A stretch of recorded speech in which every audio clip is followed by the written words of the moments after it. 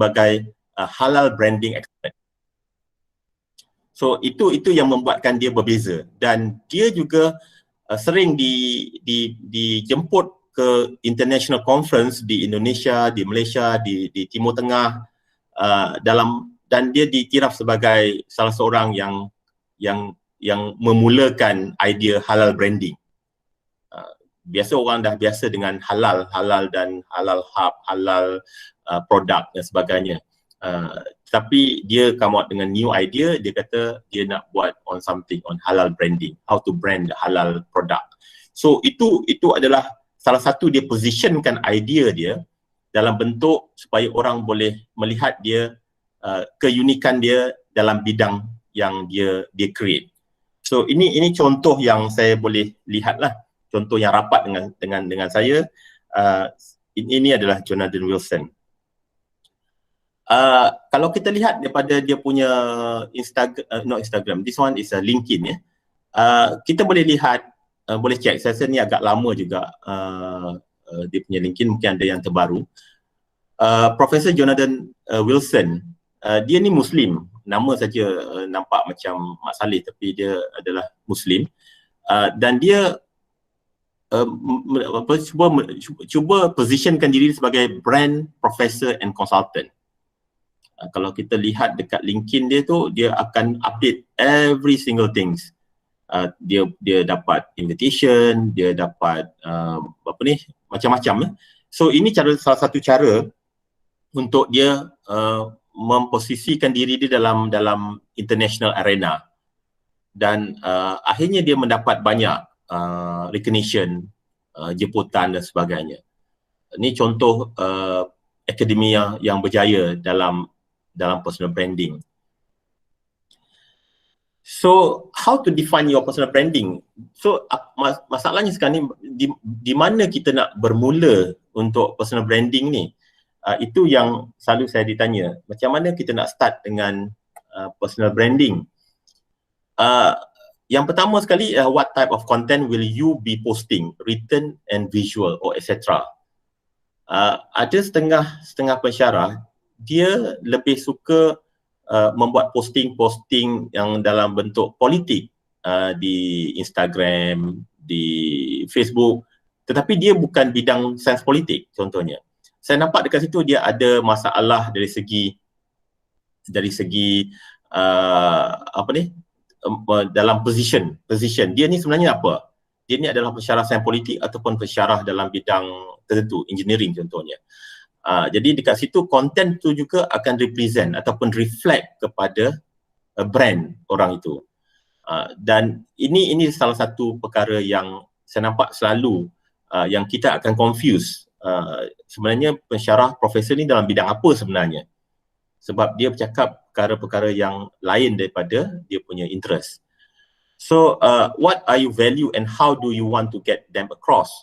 So kita nak positionkan diri ataupun lecturer ni, yang pertama ada dua perkara. Biasanya kita sebagai pensyarah ataupun academician, kita punya content ataupun kita punya substance adalah through research dan juga publication. Kebanyakannya publication. Orang akan kenal kita melalui kita punya publication. Sebab itu pensyarah tidak boleh lepas daripada tanggungjawab menulis, publish. Sebab without publication, kita tak ada produk. Bila kita tidak ada produk, kita tak boleh nak positionkan kita dalam bidang apa sebenarnya. So sebenarnya akademia ni dia hanya melihat kita akan positionkan kepada dua benda yang kita position. Research interest dan juga kita punya publication. Biasanya daripada research itulah nanti kita akan ada output. Output tu dalam bentuk consultation, dalam buat bengkel, dalam menjalankan aktiviti akademik, dan yang keduanya adalah melalui publication dalam bentuk journal publication, proceeding, buku dan sebagainya. So itu adalah produk bagi pensyarah. Without that product, kita tak boleh, kita akan ada masalah dalam positioning nanti. who is your current audience and what kind of audience would you like to attract. Itu juga bergantung kepada kita. Adakah kita nak to be known as a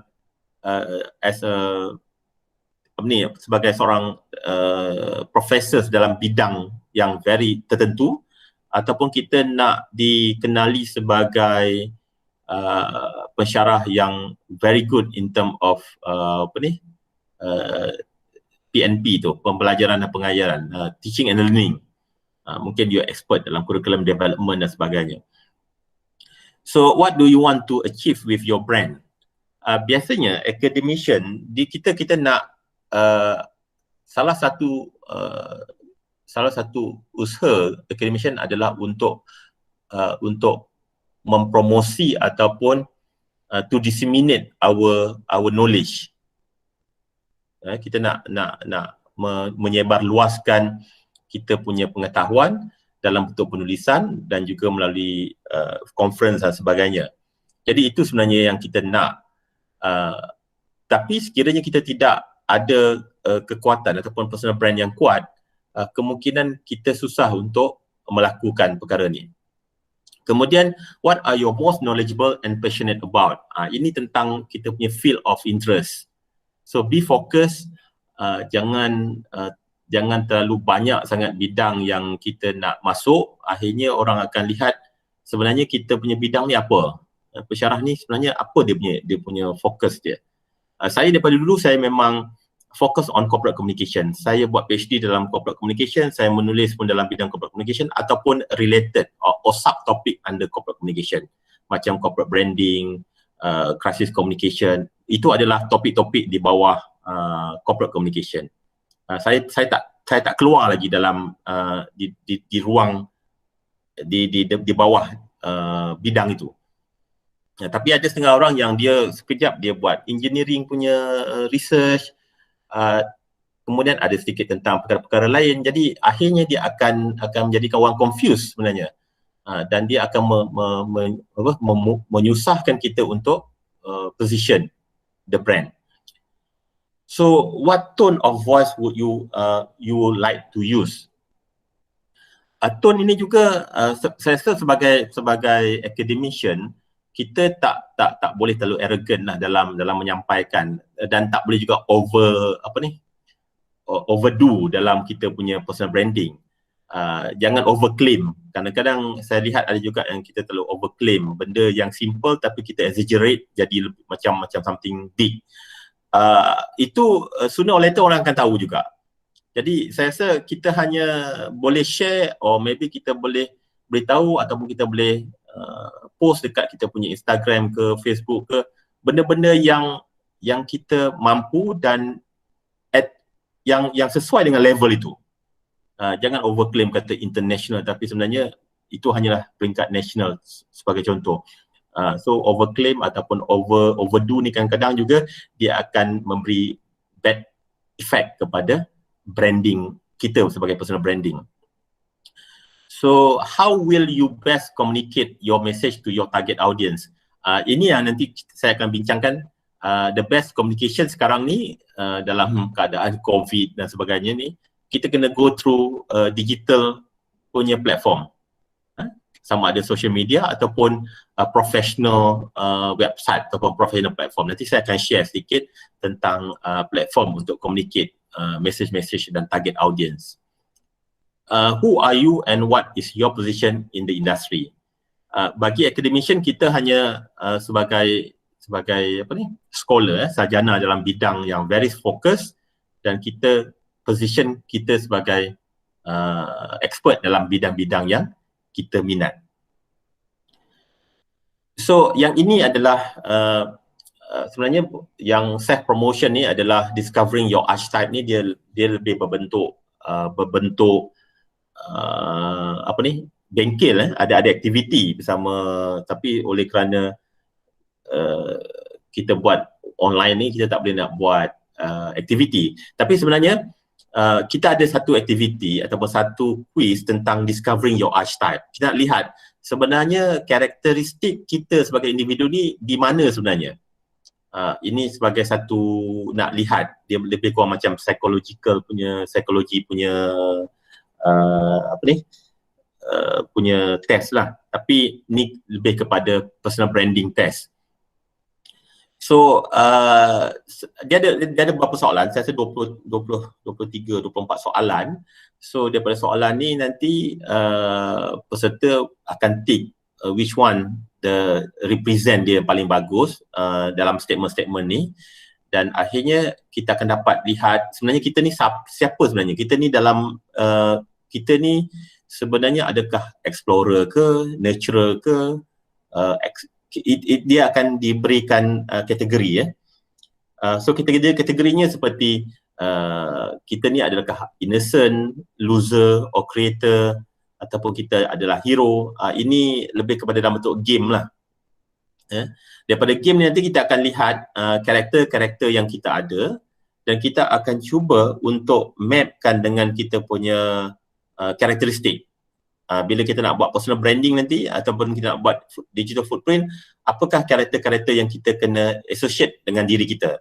Ini sebenarnya ini sebagai satu game sajalah, tapi dia juga boleh digunakan sebagai satu cara untuk create the personal brand.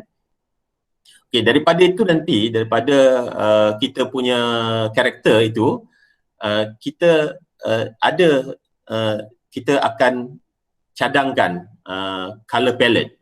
Dia sebenarnya kalau personal brand ni dia akan cadangkan kepada kita dari segi font yang kita boleh gunakan untuk kita punya CV, kita punya website dan sebagainya, kerana karakter itulah yang menunjukkan diri kita sebenarnya. Kemudian color palette pun dia, kalau katalah lepas saja kita ambil quiz tu nanti, kita ni dalam kategori the lover, so colornya itu.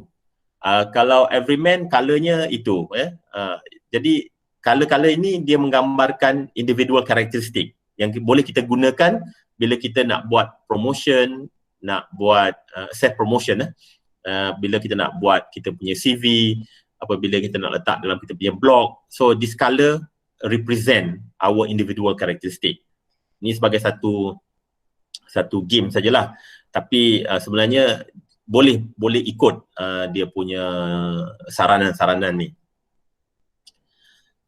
So daripada tu, apakah yang kita boleh, how will this help my brand? Designing a personal branding strategy around an archetype will help you to define your message and communication strategy. It is a creative exercise that will help you explore your brand identity and make it stand out from the rest. Sebenarnya quiz tadi tu, archetype tu, dia akan memberikan kita beberapa brand identity yang kita boleh gunakan bila kita nak project ourselves dalam bentuk visual, dalam bentuk karakteristik. Ini designing personal branding lah, strategi yang boleh digunakan. Itu sebagai satu cadangan apabila kita nak come out dengan kita punya visual identity, personal visual identity dalam Instagram, dalam Facebook, dalam apa juga platform. Itu contoh yang kita boleh buat. Kemudian saya nak pergi kepada yang second part, iaitu digital footprint. Digital footprint ni adalah jejak-jejak digital. Saya tak nak bincang jejak digital dalam bentuk yang terlalu besar, broad discussion. Tapi saya nak fokus kepada digital footprint dalam bentuk yang lebih fokus, yang boleh digunakan oleh academician. Digital footprint. So sebenarnya digital footprint ni ataupun jejak digital ini is a trail of data you create while using the internet. It includes the website you visit, email you send, and information you submit to online services.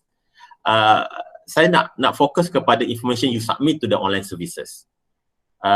Yang sebenarnya jejak digital juga kita boleh melihat dalam banyak aspek.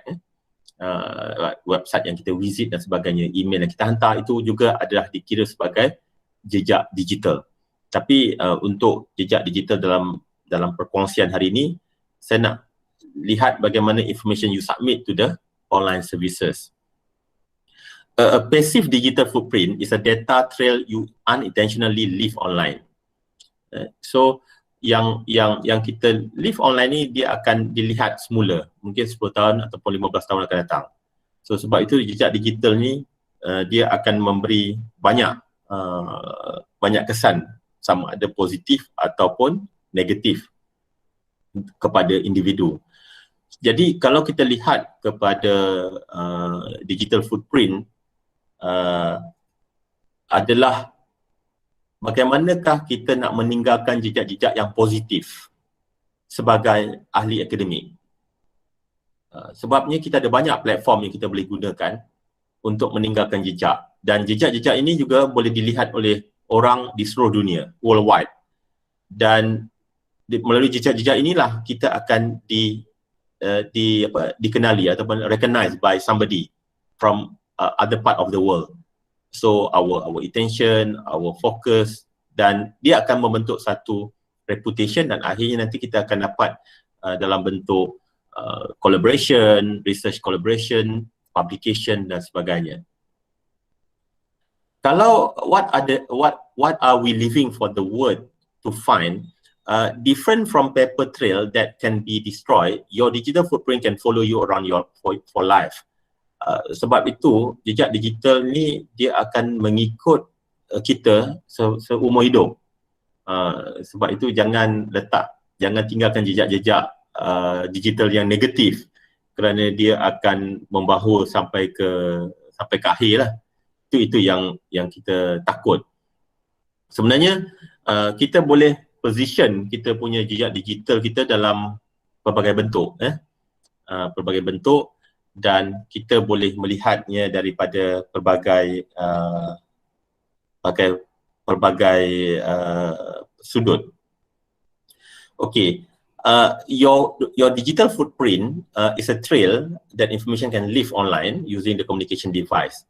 So biasanya kita akan jejak-jejak digital yang kita tinggalkan melalui kita punya favorite apps, website yang kita lawat, message yang kita hantar, video yang kita download, picture yang kita upload, dan music yang kita download, games dan sebagainya, komen juga.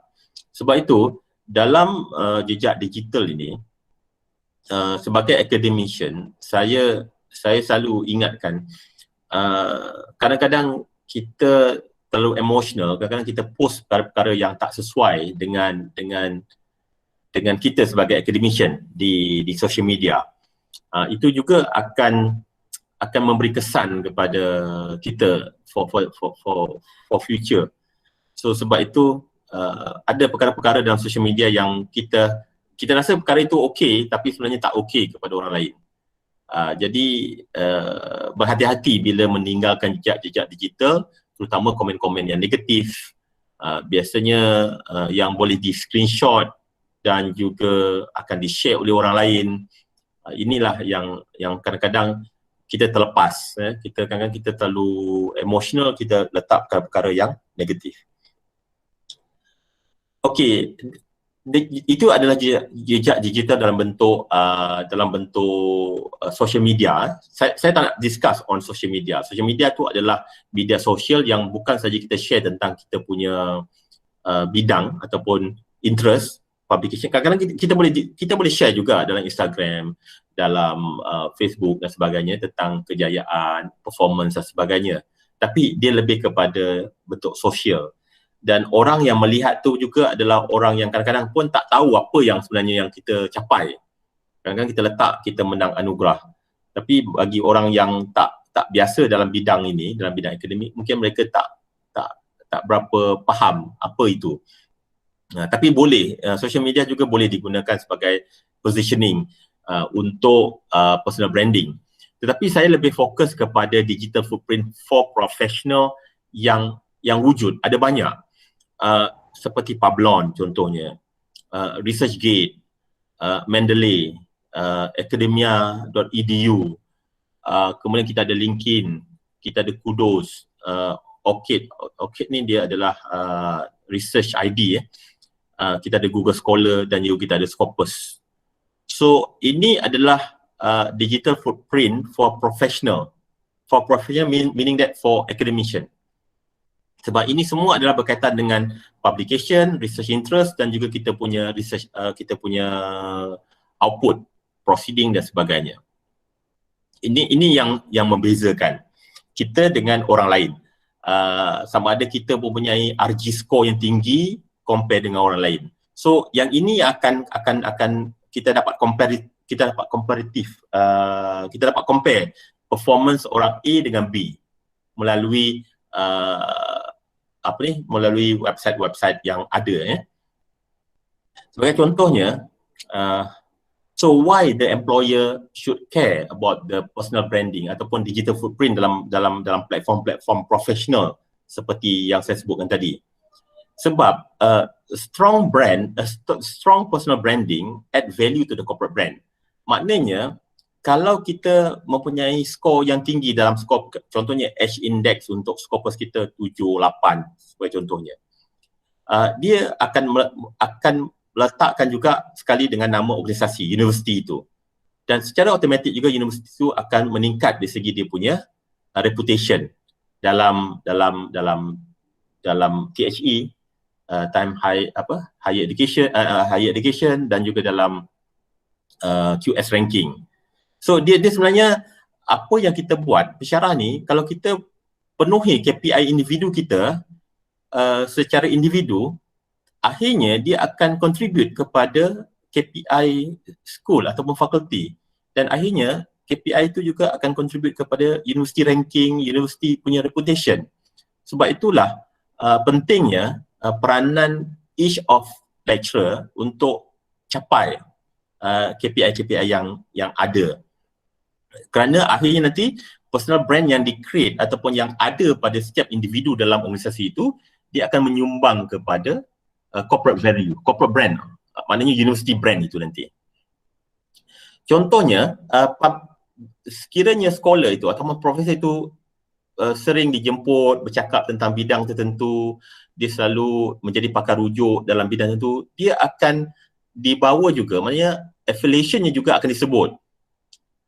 Dan dia akan meningkatkan publicity untuk organisasi itu dan juga meningkatkan visibility untuk individu itu. So ini yang menyebabkan personal branding ni penting. Tapi publicity dan visibility ini kadang-kadang kita tak boleh nak control. Contohnya tak semua orang akan dijemput menjadi tetamu di Selamat Pergi Malaysia dan sebagainya, kecuali kalau bidang-bidang yang tertentu. Macam bidang saya memang susah lah, sebab saya melihat kepada corporate brand, saya lebih kepada melihat syarikatnya personal branding, corporate brand, crisis communication. Jadi dia bukan bidang yang menjadi minat syarikat TV dan sebagainya. Jadi memang susah untuk mendapat tawaran cakap tentang perkara-perkara itu. Tapi ada setengah bidang yang dia agak dekat dengan masyarakat.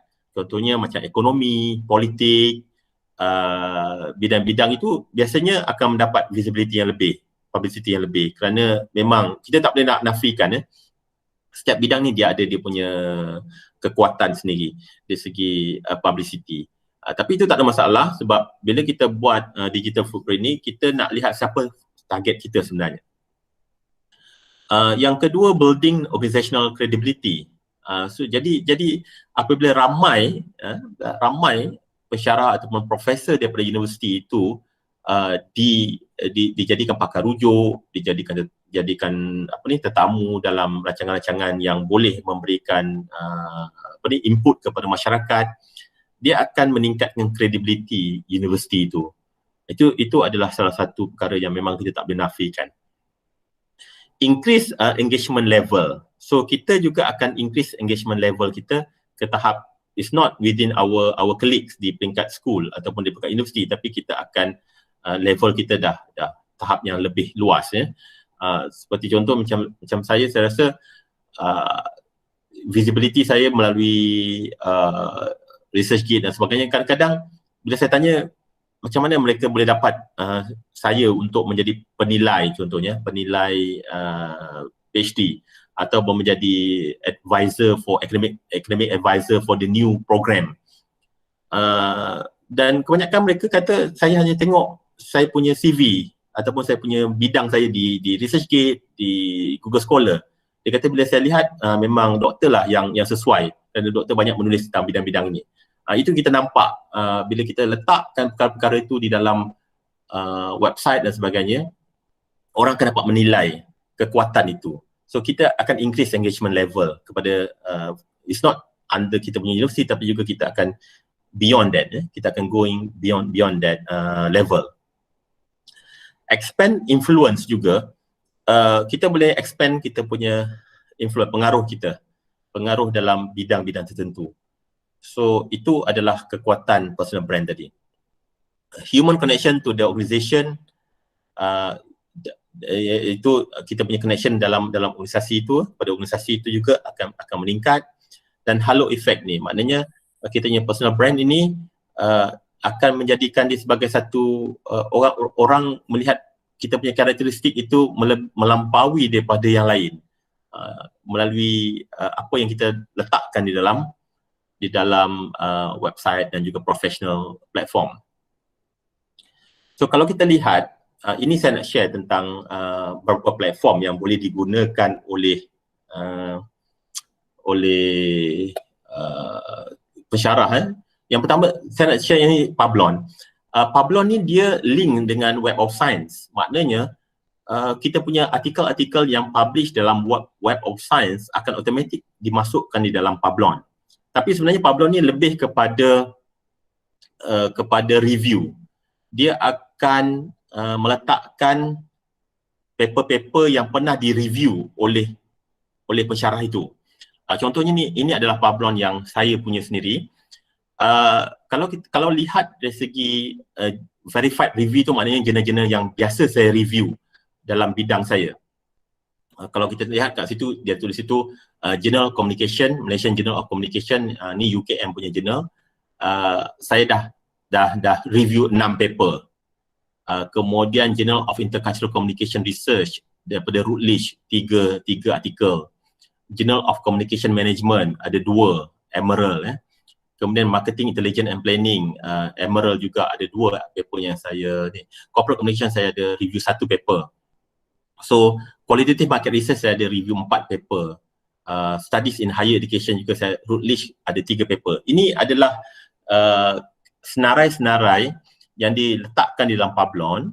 Sekarang ni dah automatic, dia dah masuk secara automatic. Ada setengah-setengah apabila kita review saja dalam manuskrip central, dia akan tanya nak share tak dalam Publon. Bila kita klik dia automatic akan masuk ke dalam akaun Publon ni. Ini nak menunjukkan bahawa kalau compare dengan Google Scholar, dia meletakkan fokus dia adalah meletakkan publication kita. Tapi Publon ni meletakkan lebih kepada apa yang pernah kita review. Ini juga penting untuk pensyarah supaya sebenarnya untuk di offer untuk review juga, kebanyakan jurnal-jurnal yang reputable jurnal yang besar, dia akan melihat kepada kita juga, melihat kepada hasil-hasil tulisan yang pernah kita tulis. Kalau kita pernah menulis dalam bidang itu, dan dia akan invite kita untuk menilai jurnal-jurnal yang sama bidang. Sebab tu kalau kita lihat jurnal-jurnal yang biasa saya tulis, maknanya saya publish dalam jurnal itu, dan hampir sama dengan jurnal yang mereka minta saya untuk review.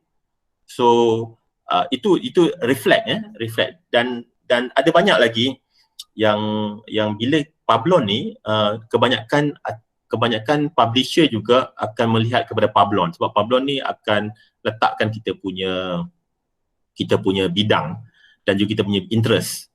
Jadi dia akan cuba matchkan dengan kita punya interest dan publication yang pernah kita buat dengan review yang dia nak bagi kepada kita. So ini salah satu contoh lah. Dan kalau kita klik dekat publication ni, Publon akan automatic masukkan semua artikel-artikel yang diindeks oleh Web of Science. Maknanya Publon ni dia ada link direct dengan Web of Science. Sebab tu semua publication yang di bawah Web of Science macam Elsevier, proceeding yang diindeks oleh CPCI, yang diindeks oleh SSCI, semuanya akan di list di bawah under publication. Dan kita akan nampaklah berapa banyak artikel yang kita publish di bawah Web of Science. Okay, saya suka sikit, saya suka Pablon ni kerana dia link dengan Web of Science. Jadi kita tahu artikel itu memang diindeks oleh Web of Science kalau kita klik di bawah publication ni. Selain itu kita juga boleh tambah artikel-artikel lain. Okay, dan biasanya Pablon ni akan melihat kepada dia ada dia punya ranking juga. Kalau dalam ranking by university, berapa persen, dan contohnya kalau UUM dia kata lebih kurang 40% yang review paper. Kita ni dalam berapa? Dalam berapa percentage yang kita punya level. So sebab tu dia juga memberikan kita kredit lah di segi kita punya quality. Kalau macam UUM tu saya ranking yang ke-7, ke-8 macam itulah. Ada lagi orang yang banyak review paper yang lebih banyak lah. So itu satu benda yang kita kena register, dan saya harapkan semua pensyarah register di Pablon dan letakkan kita punya interest. Kemungkinan ada publisher yang melihat interest kita sama dengan jurnal yang nak di-review, dia akan offer kita. Dia akan email dan kita akan dapat offer untuk review that paper. So akaun Pablon ni satu benda yang agak baru juga. Kemudian ResearchGate, saya suka ResearchGate ini untuk ResearchGate ni dia rankingkan kita berdasarkan ArcGIS score. ArcGIS score ni ada yang 2, 3, ada yang tak ada langsung. Kalau macam saya ni, sekarang ni saya ambil ni dalam 2 hari 3 hari yang lepas. ArcGIS score saya ada 17.39. Saya tak tahu tinggi ke rendah, tapi sebenarnya dia akan rankingkan mengikut kita punya publication yang kita ada, how aktif kita punya kita punya aktiviti akademik. Dan yang bagusnya tentang ResearchGate ni, kita boleh follow publication daripada scholar-scholar yang memang dalam bidang saya, dalam bidang kita lah. Jadi kita boleh follow dan mereka juga boleh follow. Dan setiap kali ada artikel baru, mereka boleh baca terus. Yang ini adalah salah satu digital footprint yang saya rasa perlu ada. Ada setengah universiti mewajibkan setiap pensyarah ada akaun ResearchGate. Sebab tujuannya adalah untuk disseminate the output from research dan sebagainya. Jadi kat sini dia ada detail. Setiap minggu dia akan bagi kita statistik berapa ramai yang baca. Kalau kita lihat ada 32,560 orang yang membaca artikel ni. Ada 53 orang yang recommend artikel saya untuk dibaca oleh orang lain. So ada banyak. Kemudian ada 212 citation daripada list of artikel yang di dalam ResearchGate. Dan dia akan bagi kita banyak kelebihan kat sini.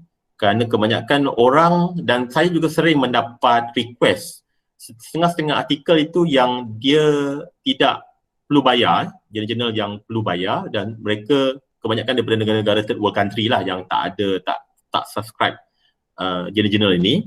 Mereka emailkan message kepada saya di ResearchGate, dia kata boleh tak minta share artikel itu. Kebiasaannya memang tak boleh share, tapi ada setengah-setengah tu saya share jugalah artikel-artikel yang sesuai, supaya kadang-kadang kesian juga kepada orang-orang yang memang tak ada untuk rujukan. So ini ada ResearchGate, dan saya rasa ResearchGate ni kena update, dan kadang-kadang juga ResearchGate juga dia akan update kita punya publication baru. Dia akan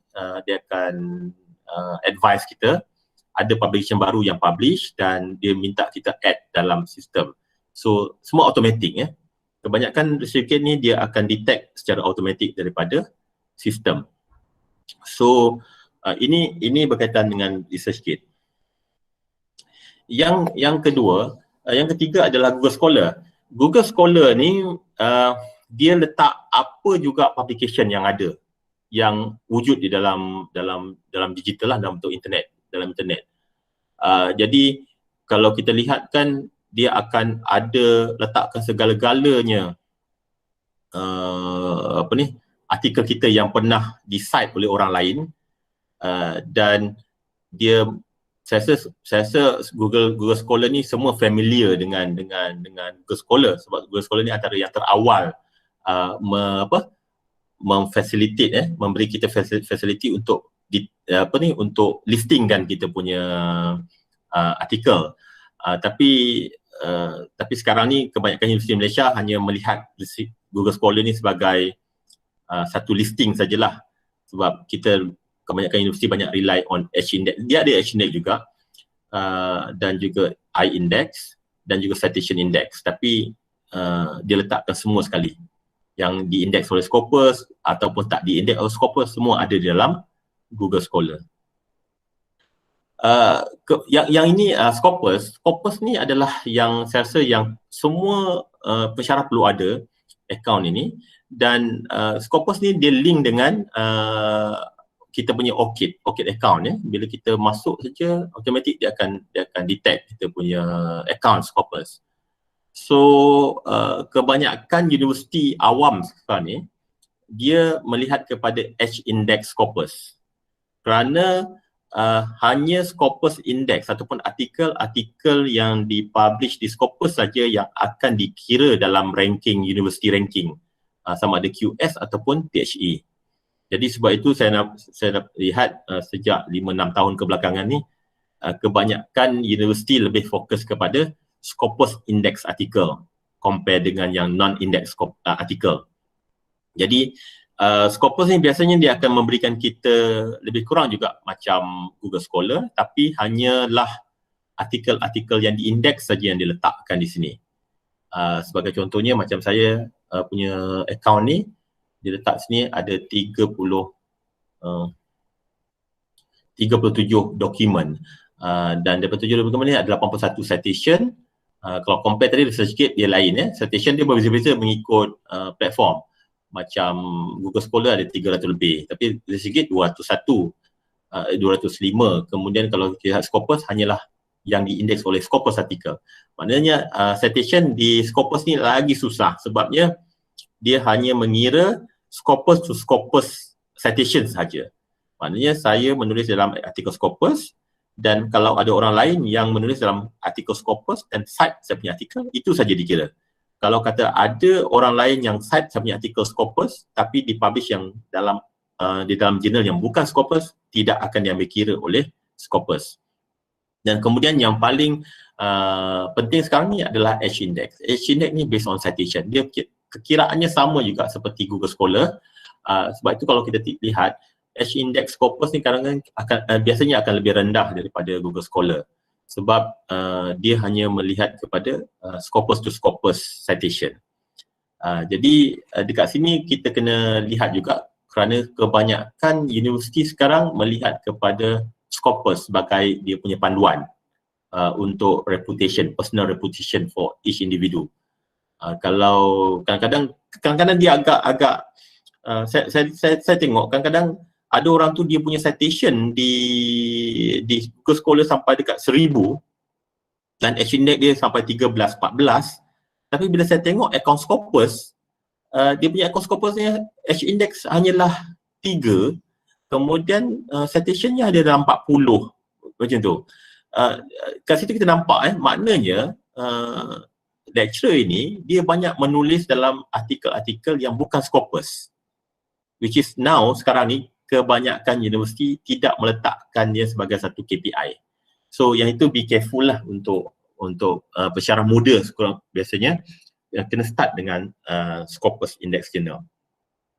Kemudian satu lagi yang saya nak share adalah Mendeley. Mendeley sebenarnya adalah dia sebenarnya dia link dengan Scopus. Kalau kita lihat dalam Scopus punya website ini, dia ada di sebelah sini view Mendeley profile. Dia seperti juga Publon. Publon dia extracted semua artikel daripada WS masuk ke Publon. Mendeley pula akan extract semua artikel daripada Scopus ke dalam Mendeley. So Mendeley ni biasanya sama saja dengan H-index. Kalau kita lihat H-index Scopus saya 5, Mendeley pun 5, kerana dia ambil direct daripada Scopus. Kalau citation saya di Scopus 81, kat sini pun 81. Kerana dia hanya melihat kepada Scopus Index saja. Jadi yang ini adalah artikel-artikel yang di list. Cuma Mendeley ni agak menarik kerana dia menjadi kita boleh buat kita punya reference list dekat sini dan boleh klik terus dan boleh gunakan dalam penulisan.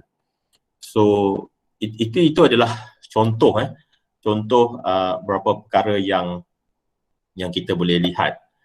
Kemudian itulah time to start from your startup adalah bila kita nak start dengan ini semua adalah dengan sebagai academician, apa yang saya cakap awal tadi, dia start daripada produk. Apa produk sebagai akademik adalah publication, sebab semua professional platform untuk academician adalah berdasarkan publication. Dan juga cuma Pablon ada dia listkan review paper, berapa banyak kita review paper. Tapi semua semua platform professional for academician akan meletakkan publication sebagai indicators dalam bentuk H-index, dalam bentuk RG score, dalam bentuk I-index dan sebagainya. Dan Scopus adalah satu perkara yang baru, yang sekarang ni memang tak boleh nak elakkan, kerana kenapa universiti di Malaysia fokus kepada Scopus, kerana Scopus inilah yang akan contribute kepada universiti ranking di THE dan juga di QS ranking. So yang lain-lain memang tidak dikira. Kemudian kalau di peringkat nasional mungkin kita ada MyRA. MyRA mungkin dia ada kira proceeding dan sebagainya, tapi kebanyakan universiti dia lebih kepada world ranking berbanding dengan national ranking. So itu yang kita dapat lihat. So from now ada time for your startup. So dan saya kira untuk digital footprint dan juga pada personal branding ni, dia adalah satu proses. Proses dari segi position yourself as your brand, focus on your topic, your research interest, dan akhirnya you boleh transform dalam bentuk yang professional website dan boleh share tentang dan sebagainya. Dan selain daripada itu juga, selain daripada ini, untuk digital footprint juga boleh juga pensyarah untuk create your own blog, cerita tentang you punya presentation dan sebagainya. Yang itu saya buat di Facebook saja. Maknanya saya buat satu untuk academic activity saja. Sebab biasanya kalau conference dan sebagainya dia lebih banyak gambar dan sebagainya. Yang itu kita boleh share di Instagram ataupun di Facebook. Aktiviti akademik. Itu juga penting aktiviti akademik, seperti kita dapat invitation, keynote speaker, attend conference dan sebagainya. Itu juga penting untuk di-share dengan rakan-rakan akademik, supaya mereka tahu kita memang dalam bidang itu. So saya rasa itu sajalah saya punya presentation, lebih kurang dalam 1 jam 1 jam. So saya balik kepada Afni lah, apa ni. Okey, terima kasih Dr. Fathia. Information yang sangat informatif. Okey. Ada satu soalan daripada Tuan Said Mazlan. Tuan Said tanya pasal adakah satu keperluan kita create more than one social media account. Yang satu untuk private, yang another one untuk kita punya purposely untuk kerja, yang ada untuk networking. Untuk Facebook Dia bagi contoh kat sini Facebook. Facebook atau kita jangan create banyak sangat account. Saya tak galakkan, sebab susah kita nak manage. Create macam saya create album. Saya create album, maknanya album yang aktiviti akademik saya akan post dekat situ saja, dekat album itu saja. Kemudian yang aktiviti sosial dalam album yang lain. Jadi bila dia keluar dekat kita punya timeline tu, dia akan tengok situ, my academic activities album. Jadi orang tahu itu academic activities. Sebab saya tak galakkan ada 2 account, sebab kebanyakan kita punya friends juga adalah daripada pelbagai. Sebab cuma dari segi konten saja kita kena pelbagaikan. Mungkin konten masak tak jadi hari ni adalah untuk kawan-kawan office kan. Untuk konten yang berkaitan dengan akademik adalah kawan-kawan yang dalam bidang akademik. Jadi takkan dia nak add kita dalam dua akaun yang berbeza. Saya rasa tak berbaloi untuk kita create satu lagi akaun. Saya fokus, saya ingat satu akaun cukup, tapi kita jelaskan this is for my academic activities, this one for my social activities. Okey Doktor. Okey, saya ada baca. Doktor boleh baca dekat chat dia punya chat tu je. Tidak keluar kejap hilang. Boleh baca tak yang atas tadi? Pasal reviewer tadi tu. Kat mana saya? Boleh sekejap Doktor. Soalan yang seterusnya daripada Dr. Nurul Hidayah yang pasal invitation as reviewer yang tak relate dengan bidang kita. Bolehkah kita review lagi? Kalau saya reject. Kalau saya reject. Saya very firm dengan saya punya bidang, sebab kadang-kadang tak adil juga kepada author itu, sebab kita menilai dia daripada sudut yang berbeza. Kalau saya reject. Okey. Soalan seterusnya daripada Puan Mimi Sofia. Adakah terlalu lambat untuk lecturer emas buat personal branding sekarang? Dia tak lambat, boleh buat. Memang personal branding ni pun dia boleh buat. Cuma yang saya galakkan kita buat sekarang lah, supaya dia link dengan apa yang telah kita buat. Cuma mungkin orang yang agak senior tu dia dah banyak completion dia kan. Jadi dia agak dia akan penuh lah dia punya personal branding tu.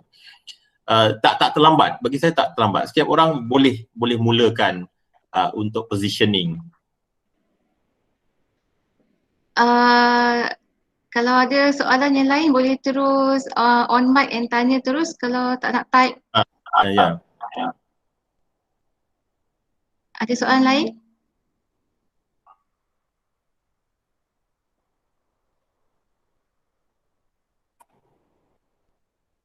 Ni ada nanti slide nanti saya share kemudian slide yang saya present tadi.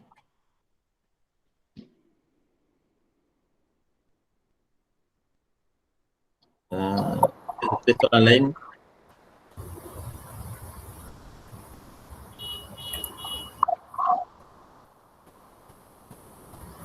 Oh, ada tanya berapa lama berapa lama tu saya mula aktif bila lepas saya punya PhD lah. Kebanyakan orang dia akan start lepas PhD lah biasanya.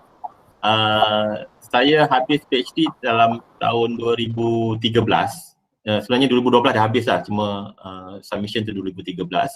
Jadi saya bermula 2013 onward lah, lebih kurang 7 tahun. Tak lama. 7 tahun lah untuk buat all this thing. Tapi sebenarnya kalau kita fokus dengan bidang kita, insyaAllah dia akan ni. Cuma yang menyebabkan kita ni kadang-kadang saya lihat orang takut nak bagi kita satu benda bila kita terlalu banyak sangat sampai dia tak tahu kita punya fokus apa. Social media pun kita buat, contohnya macam komunikasi saya ada tengok beberapa orang bila kita lihat dia punya Google Scholar dan sebagainya, semua dia buat. Mass media pun dia buat, journalism pun dia buat, corporate com pun dia buat, PR pun dia buat. Sedangkan setiap benda bidang itu dia agak spesifik. Jadi kalau kita claim kita serba tahu, orang pun takut nak panggil, sebab biasanya untuk review, contohnya untuk reviewer, of course dia akan tengok kita punya past publication yang pernah kita publish. Based on itulah dia akan buat keputusan, oh kita ni sesuai untuk review this paper. Macam tu juga kalau nak dapat invitation untuk keynote speaker contohnya. Keynote speaker biasanya sebab tu saya tak pergi conference multidisciplinary. Memang saya tak akan pergi. Sebab saya akan pergi kepada bidang-bidang yang saya punya bidang saja. That conference belong to my field.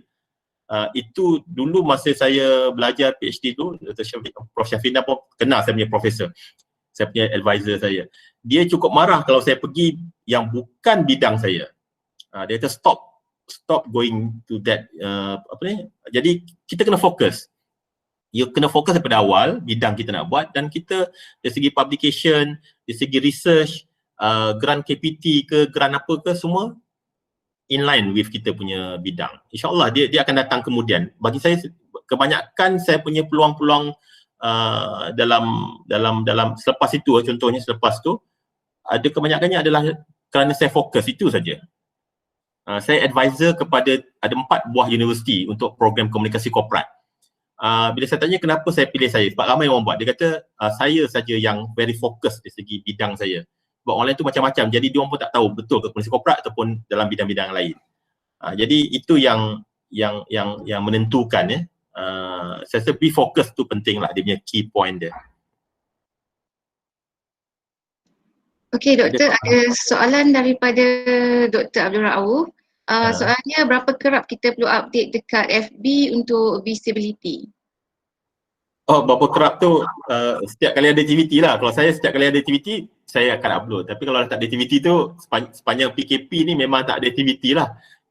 Saya upload perkara-perkara yang berkaitan dengan yang lain-lain lah, macam buku baru dan sebagainya saya upload juga. Tapi kalau sebelum ni, sebelum PKP, biasanya saya akan upload every time saya ada buat program. Contohnya kalau saya dipanggil untuk keynote speaker dekat satu universiti, dan saya akan upload lah 2-3 gambar sajalah. Saya tak akan upload sampai 80 gambar.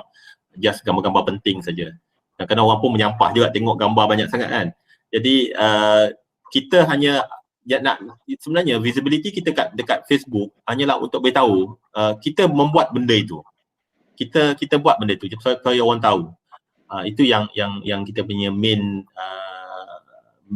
purpose kita lah, bukan kita nak nak terover sangat ya meletak benda-benda tu. Saya biasa upload, kalau menjawab Dr. Rauf punya soalan tu, saya upload based on saya punya aktiviti. Setiap kali aktiviti saya akan upload. Mana kalau lama tak upload tu tak ada aktiviti lah tu. Menulis saja di rumah.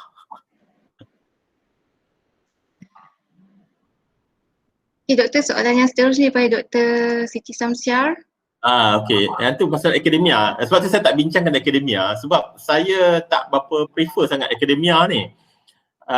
Dia memang dia akan email kepada kita reminder, kata ada orang update site kita, memang saya akan dapat. Saya memang ada akaun akademia.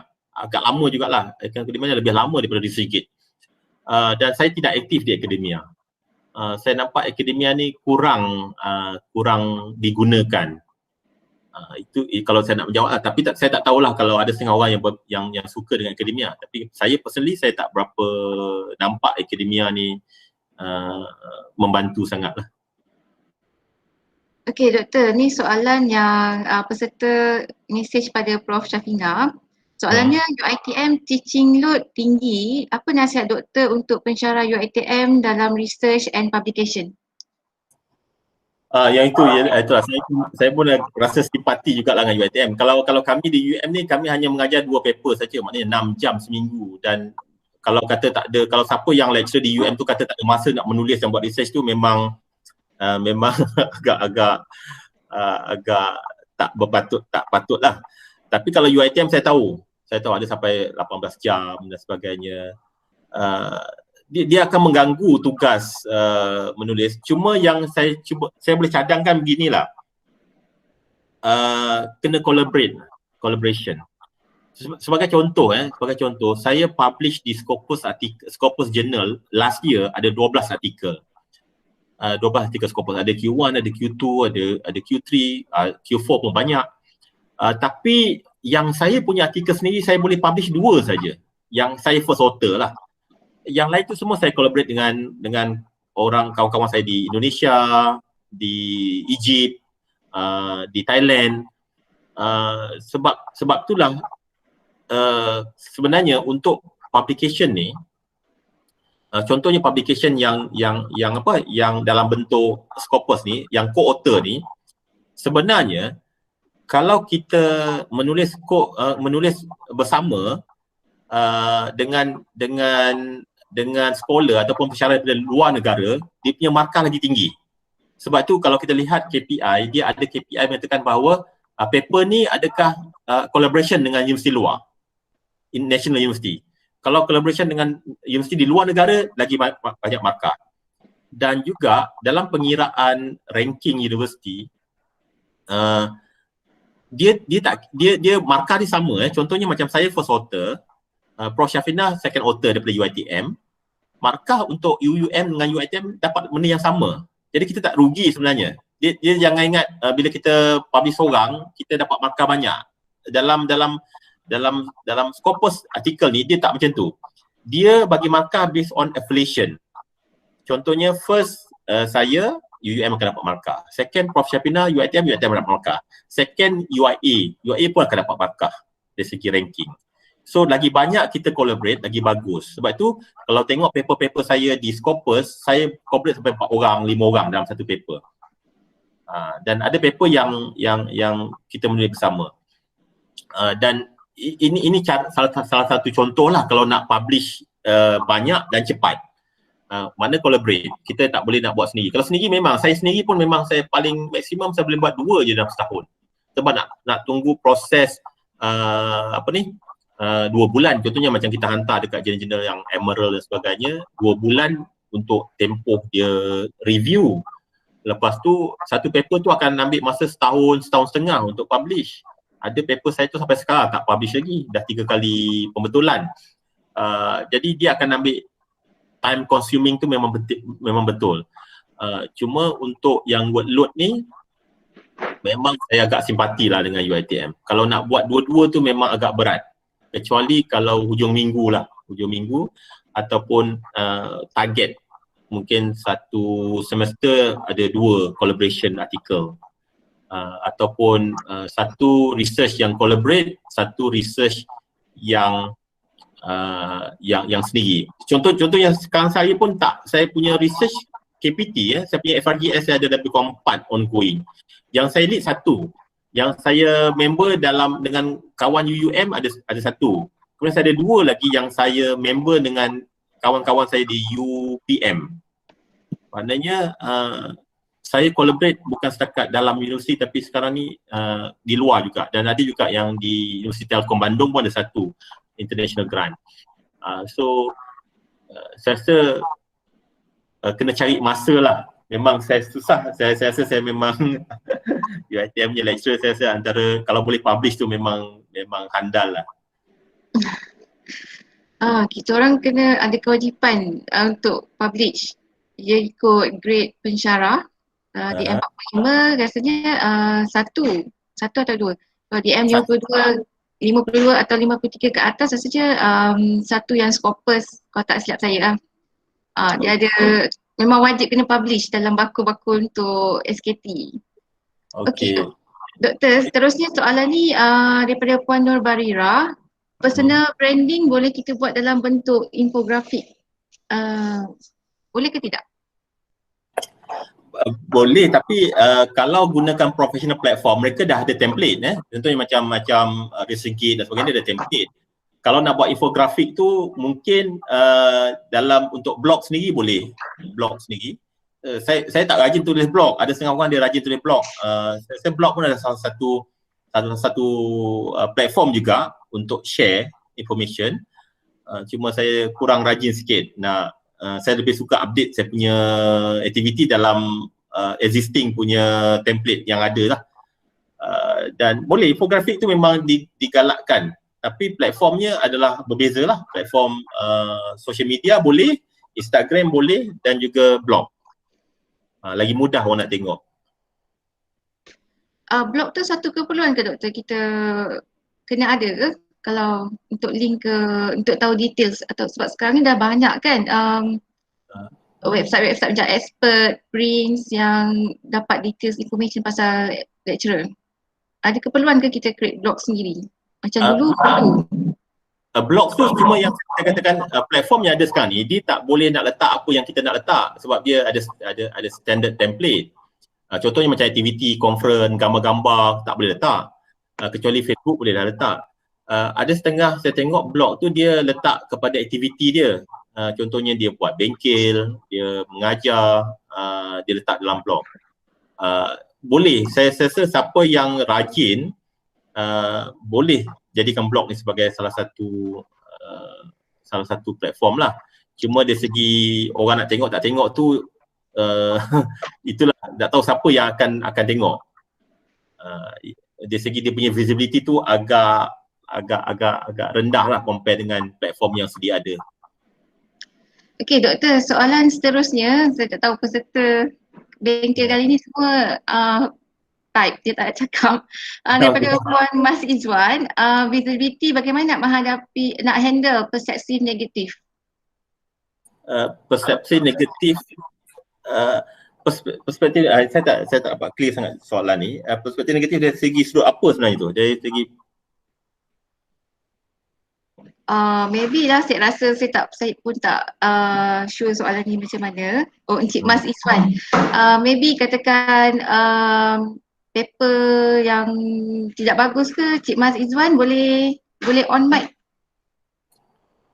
untuk tanya, untuk bagi penjelasan yang lebih ke? Encik Mas Izwan? ada.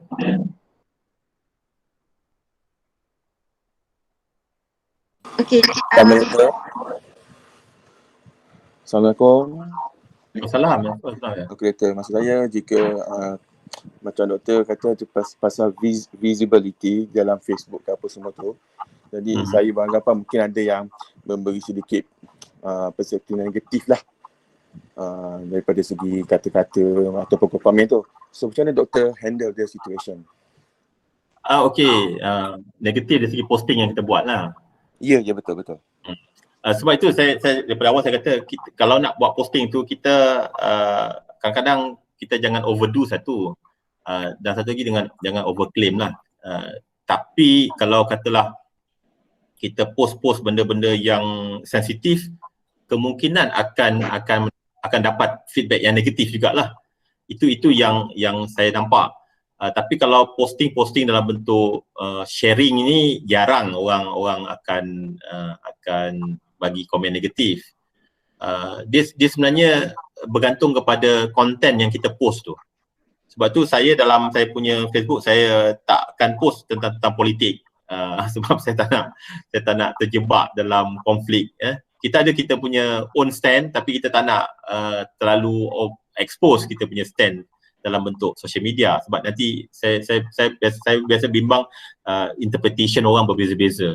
Tapi kalau posting benda-benda yang positif, contohnya macam kita menang anugerah contohnya, ataupun menang anugerah inovasi contohnya, saya rasa benda-benda tu boleh diletakkan, dan saya rasa tak akan jaranglah akan terima komen negatif. So dia back to the content of posting tu juga. Okey doktor, seterusnya daripada Puan Syarina, jurnal artikel luar negara jika collaborate dengan ramai author, maksudnya artikel tersebut bagus atau tidak? Ya betul, kalau dia lebih bagus sebab dia ada level yang berbeza, international collaboration. Sebab tu dalam artikel kan dia ada KPI, ada international collaboration, national collaboration dan industry collaboration. Ada 3 tu. Sebab tu kalau dalam jurnal-jurnal saya pastikan salah satu daripada 3 tu saya ada. At least national collaboration. Sebab kalau semua author dia UiTM, contohnya UiTM semua, first author, third author, fourth author semua UiTM, dia punya weightage dia rendah, markah dia rendah. Tapi kalau ada daripada overseas satu, tak kira lah fourth author ke third author, tak ada masalah. Dia punya quality dia akan lebih tinggi dari segi ranking lah, dari segi markah untuk ranking. Memang perlu. Kalau saya memang saya letak dalam banyak publication saya akan memenuhi salah satu kriteria tu. Sama ada national collaboration, international collaboration ataupun industry collaboration. Kalau tengok paper-paper saya yang terbaru lah dalam 2-3 tahun yang kebelakangan ni, semua paper saya akan ada international author dalam saya punya penulisan. Okey doktor, soalan ni pensyarah post pada Prof Syafina. Soalan dia, apa tips nak konsisten? Sebab sebelum ni doktor adalah dekan. Macam nak maintain research dan publication doktor? Okey. Saya itulah dia antara yang agak kritikal adalah tuntutan akademik dengan tuntutan administration tu. Tapi sebagai scholar, sebagai pensyarah, kita kena sentiasa, sebab tugas hakiki kita adalah lecturer. Jadi saya sentiasa menekankan tugas hakiki saya. Administration tu saya buat, tapi saya lebih fokus kepada saya punya, sebagai contoh tahun lepas saya adalah dekan. Tapi saya boleh publish 12 paper juga Scopus. Memang kena cari masa lah, kena cari masa. Kadang-kadang tunggu meeting tu pengurusi tak datang lagi, saya edit saya punya artikel. Kadang-kadang kalau kita pergi flight keluar tu dekat airport ada 2 jam menunggu tu, memang saya buka laptop saya akan edit ke ataupun buat macam mana pun saya akan buat something lah. Itu memang tak boleh buat apa. Bila kita ada pegang jawatan, time tu, tapi saya sebenarnya saya rasa lah masa saya pegang jawatan saya lebih fokus dan saya banyak masa peluang saya tu penuhi. Bila dah tak pegang jawatan ni, saya hanya sebagai head of research unit, sebenarnya masa banyak tapi fokus tu kurang. Itulah kadang-kadang kita ni bila dalam keadaan yang masa yang tak banyak tu, sebenarnya kita lebih produktif sebenarnya. Okay. So ada orang yang memang work better under stress kan. Soalan seterusnya, apa strategi Dr. Bhatia untuk meningkatkan kolaborasi dengan universiti luar? Saya sebenarnya peringkat awal saya pergi banyak conference. Saya banyak conference dan saya pergi conference, saya akan pergi conference sampai habis. Ada setengah saya jumpa juga di typical, kadang-kadang ada juga orang Malaysia ni dia datang conference, dia pakai duit grant, dia pergi datang presentation dia saja. Saya jumpa dia masa presentation, lepas tu hilang.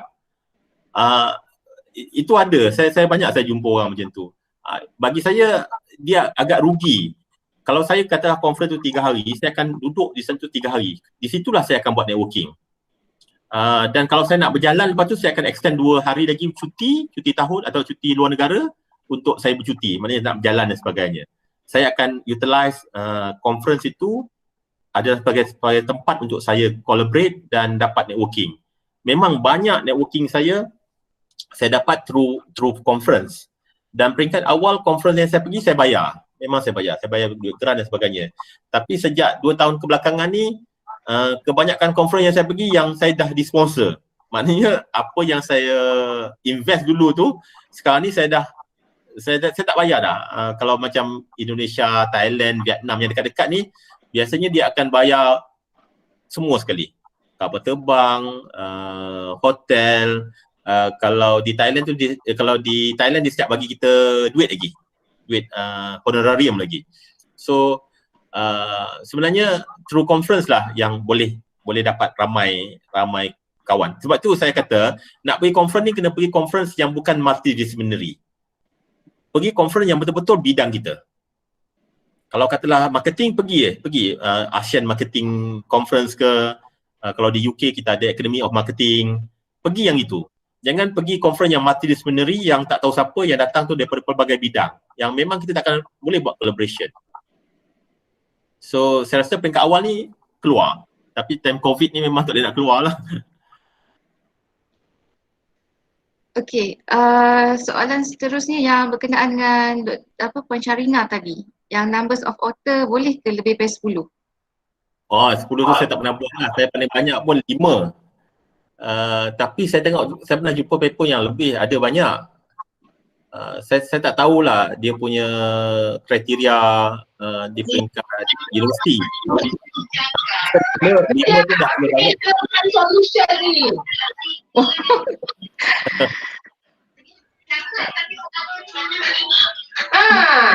Itu aku ni rosak. Siapa tu saya tak jumpa siapa. Kejap lah. Aku pakai komputer. Oi. Sekejap. Kau tanya balik, aku nak pakai komputer. Okey, ada sesiapa ada soalan lagi?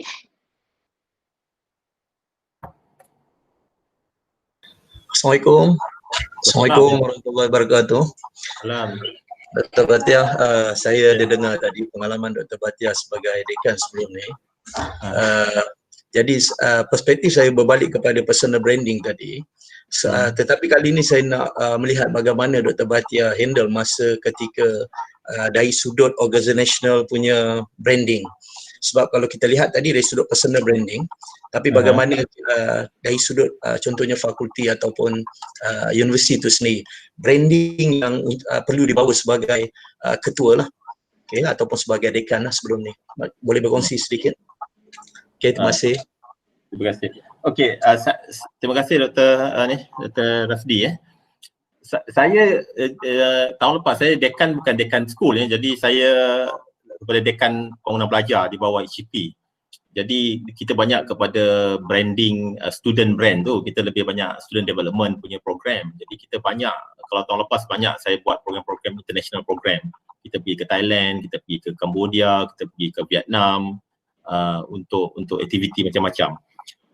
Sebenarnya kalau di peringkat fakulti dia yang menjadi dia sebenarnya simple saja. Brand untuk fakulti ni lebih kepada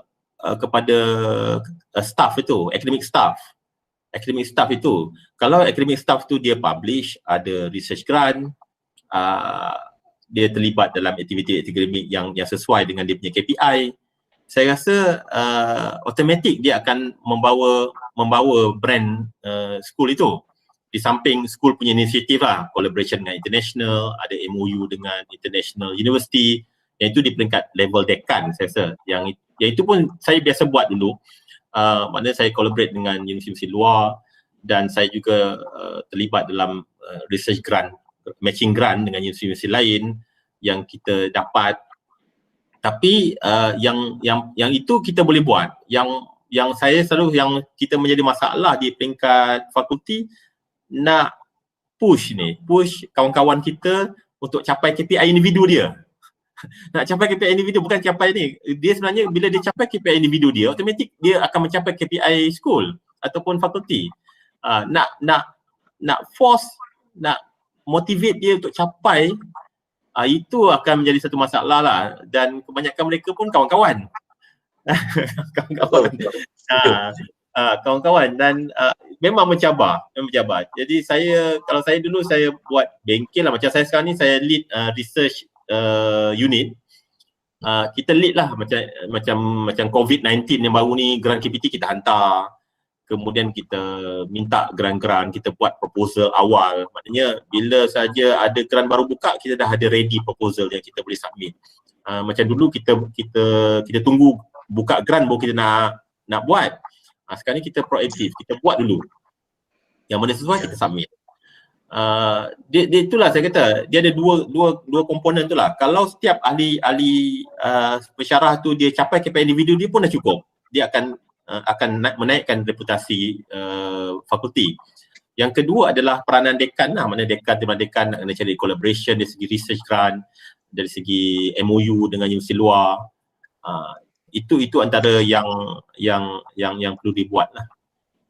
Saya rasa memang memang mencabar lah dalam keadaan sekarang ni.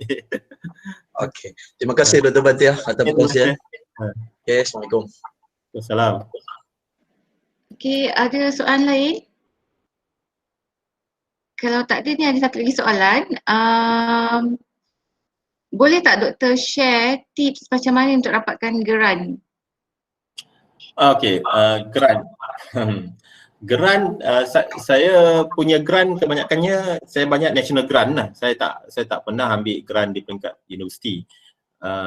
Dan sebenarnya dia ada teknik lah.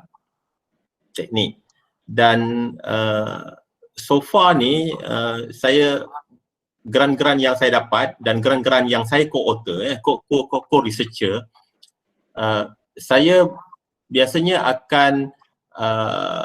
akan buat secara detail. Dia sebenarnya bila kita submit research grant di peringkat macam FRGS ke TRGS ke, dia nak lihat kepada value grant itu. Bukan value, dia punya bidang tu. Bidang yang kita nak letak. Yang kebanyakan kesilapan yang saya lihat,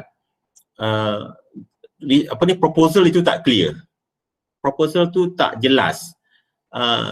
Sebagai contoh, saya biasa buat dengan kawan-kawan lain, saya co-researcher. Biasanya kalau saya jadi co-researcher, saya tengok dulu proposal sebelum hantar. Saya akan edit dulu.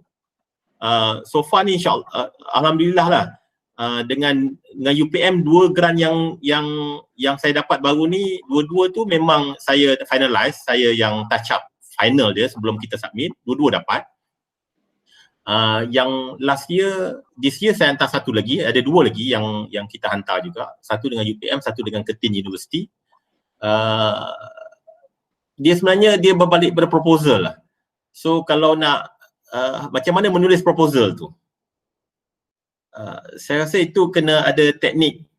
So far ni saya punya teknik yang saya buat tu alhamdulillah lah memang dapat. Dari segi saya punya sebagai contoh yang 2019 saya hantar satu saya punya sendiri, satu saya jadi co-researcher, ada 4 saya hantar, cuma 1 je tak dapat, 3 dapat. This year, last year this year lah yang 2020, yang awal tahun ni, saya hantar 1, saya dapat 1. So yang baru buka ni ada 4 yang kami hantar, yang tinggal tunggu keputusan lah untuk proses review. So dia lebih pada teknik penulisan proposal tu sebenarnya. Teknik dia kena clear in term of menulis tu. Itu kena bengkel lain kot. Bengkel penulis. Kena invite untuk bengkel lain kena lain apa dia kot. punya tips untuk dapatkan grant, penulisan grant.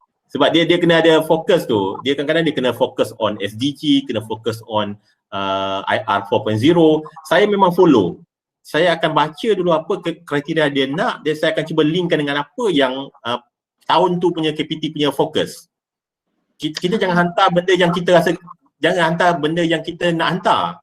Kita kena sesuaikan dengan customer, kehendak customer. Sebab customer kita adalah KPT. KPT dia nak benda ni. Tapi kita hantar benda lain, memang takkan dapat. Okey. Okey, ada soalan lain tak daripada peserta? Sementara tunggu siapa yang nak tanya soalan, mohon semua peserta isikan borang maklum balas. Saya dah bagi link dekat bahagian chat. Nanti saya emailkan slide selepas Dr. Bahtiar share dengan saya, dan juga kita punya bengkel ni yang saya record nanti saya sharekan sekali. Okay, ada persoalan? Tak ada. Prof Shah nak say something ke sebelum kita habiskan tutup bengkel kita?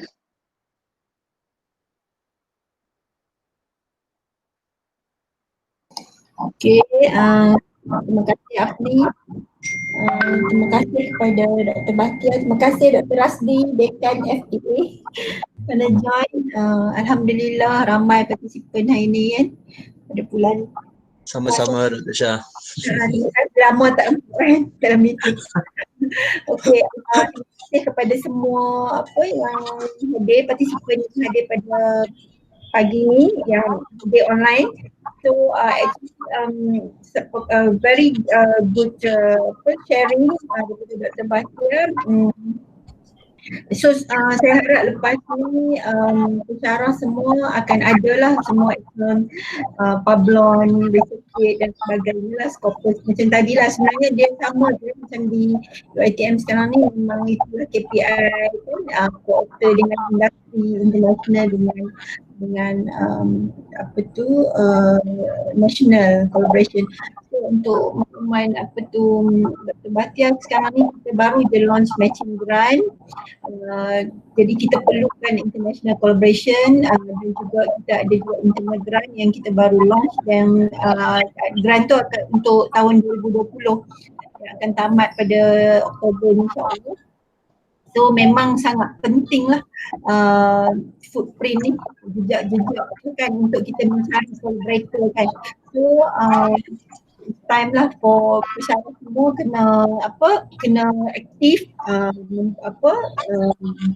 dengan pihak luar, sebab kita tak dapat menghadiri conference sekarang ni secara fizikal. So ada online conference, virtual conference. So still lagi kita cuba untuk dengan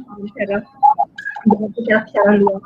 So selain daripada tu, saya juga ingin mengucapkan jutaan terima kasih kepada kerana Dr. Bahtiar menerima jemputan ni sekali lagi, sebab saya tahu jadual kan dan banyak kerja, so alhamdulillah sebab hikmah PKP ni, COVID ni dapat juga hadir walaupun secara virtual, dan hopefully ni bukan yang terakhir lah.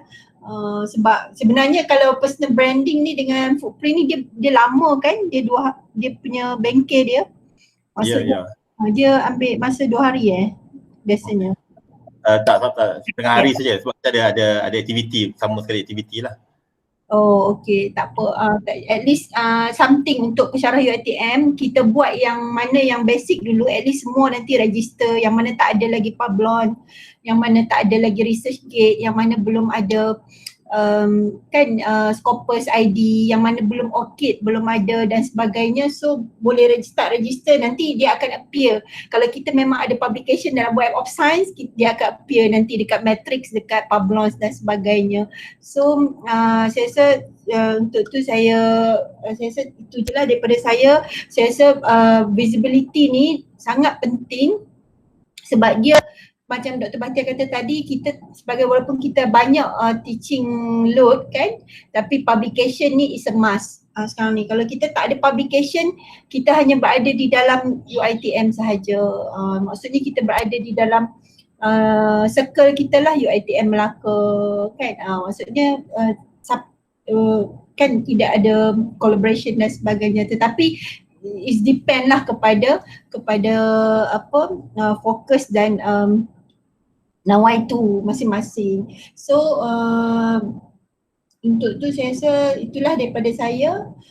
Saya ucapkan sekali lagi terima kasih Dr. Bahtiar. So terima kasih kepada participant semua, terima kasih kepada semua yang kepada organizer, kepada tim saya PJI, terima kasih kepada Afni. Tu saya ucapkan selamat berpuasa. Assalamualaikum. Waalaikumsalam. Waalaikumsalam. Dr. Syah. So dengan ni kita habis bersurai untuk kita punya bengkel. Terima kasih Profesor Madya Dr. Bahtiar Muhammad kerana sudi hadir. Nanti saya WhatsApp doktor untuk terima kasih kepada semua peserta kerana sudi mendengar sehingga habis, and tolong jawab soalan maklum balas untuk kita perbaiki bengkel seterusnya. Dengan ni saya ucapkan terima kasih, kita tutup lah. Okay, Assalamualaikum warahmatullahi wabarakatuh. Okey, terima kasih semua.